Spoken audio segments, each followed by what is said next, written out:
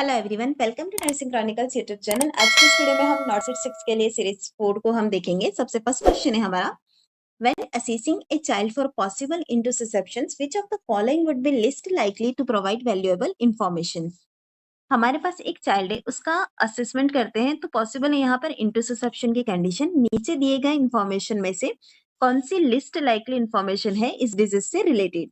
Option A stool inspection, option B pain pattern, option C family history, option C abdominal palpation. Right answer रहेगा हमारा यहाँ पर option C family history.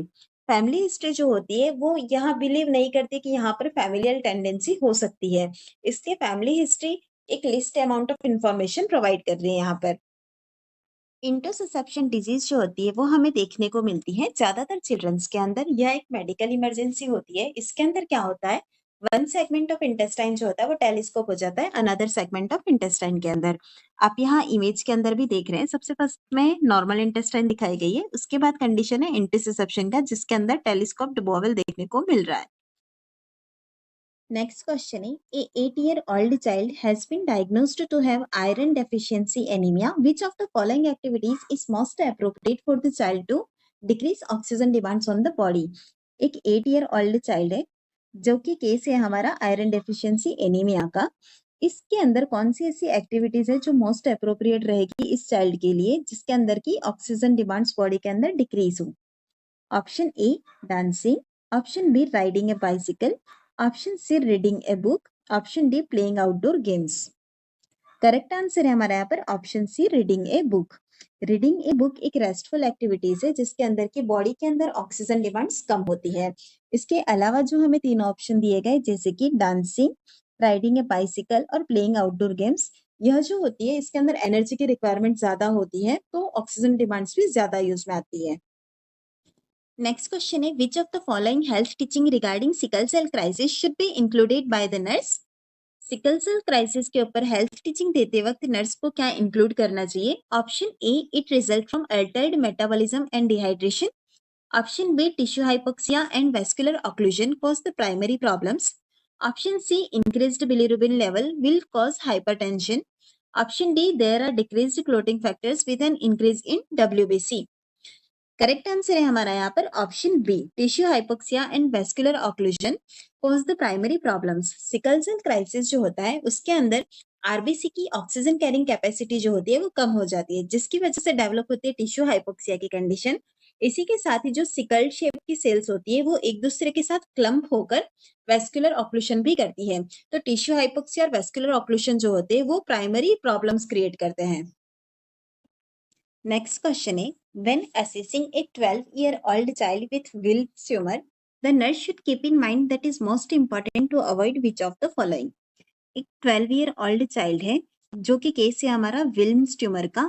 सबसे first पता होना चाहिए विल्म्स ट्यूमर क्या होता है। विल्म्स ट्यूमर एक किडनी ट्यूमर है जो कि हमें चिल्ड्रंस के अंदर देखने को मिलता है जिसे कि हम नेफ्रोब्लास्टोमा भी कहते हैं।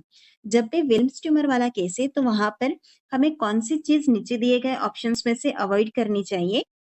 Option A, measuring the child's chest circumference. Option B, palpating the child's abdomen. Option C, placing the child in an upright position. Option D, measuring the child's occipitofrontal circumference. Right answer है हमारा यहाँ पर option B palpating the child's abdomen. क्योंकि जब भी Wilms tumour होता है तो वहां पर एब्डोमेन को पाल्पेट नहीं करना होता है क्योंकि यहाँ पर रिस्क रहता है कि जो ट्यूमर सेल्स है वो डिसेमिनेट हो सकती है। इसलिए हमें विल्म्स ट्यूमर वाले बच्चे को हैंडल करना होगा जेंटली और केयरफुली। नेक्स्ट क्वेश्चन है, which of the following medication is administered sublingually for managing angina pectoris? Angina pectoris disease condition को मैनेज करने के लिए कौन सी ऐसी मेडिसिन है निम्न में से जो कि सबलिंगुअली एडमिनिस्टर की जाती है? Option A aspirin, option B Betaloc, option C warfarin, option D nitroglycerin. Right answer हमारा यहाँ पर option D nitroglycerine.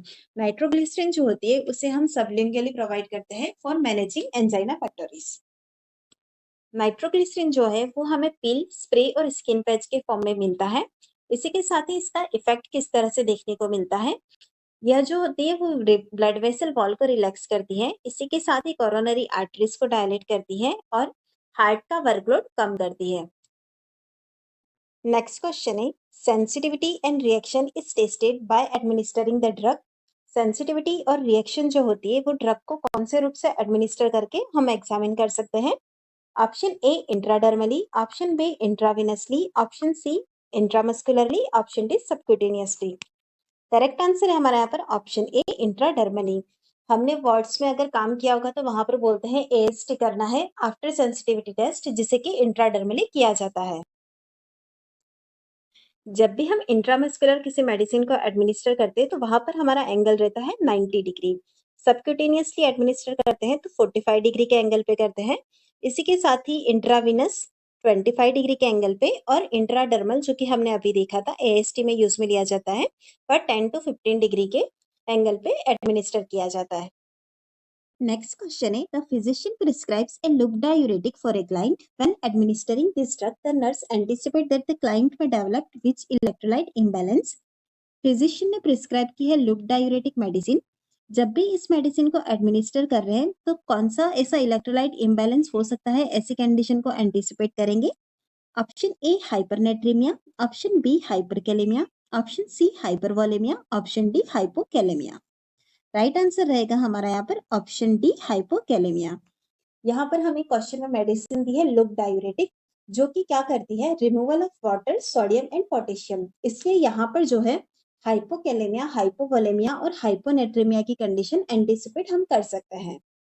Loop diuretics के एग्जाम्पल में आता है टॉर्सेमाइड और फ्रूसेमाइड।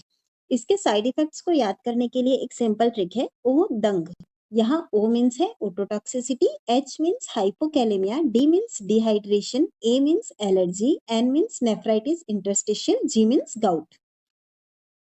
नेक्स्ट क्वेश्चन है A newborn baby was born with phocomelia. It results due to which drug taken by mother during pregnancy?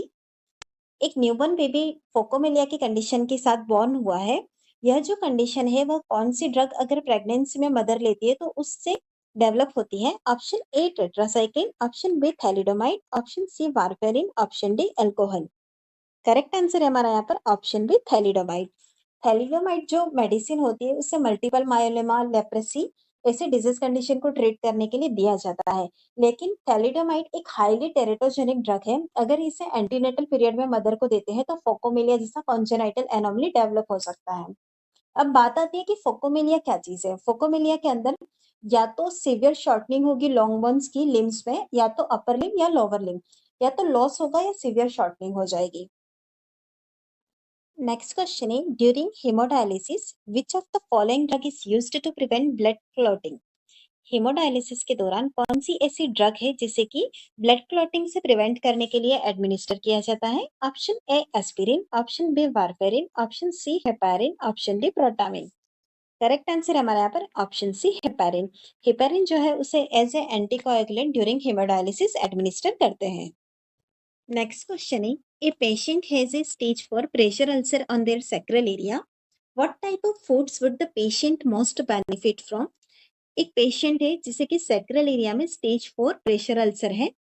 ऐसी कंडीशन के अंदर हम पेशेंट्स को कौन से टाइप का फूड देंगे जो कि उसके लिए बेनिफिट रहेगा। Option A dried beans, eggs and meats, option B liver, cabbage and corn, option C oats, fruits and vegetables, option D peanuts, tomatoes and cabbage.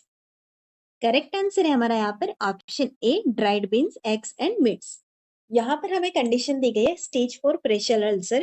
यहाँ पर वुंड हीलिंग के लिए हम हाई प्रोटीन डाइट एडवाइस करते हैं।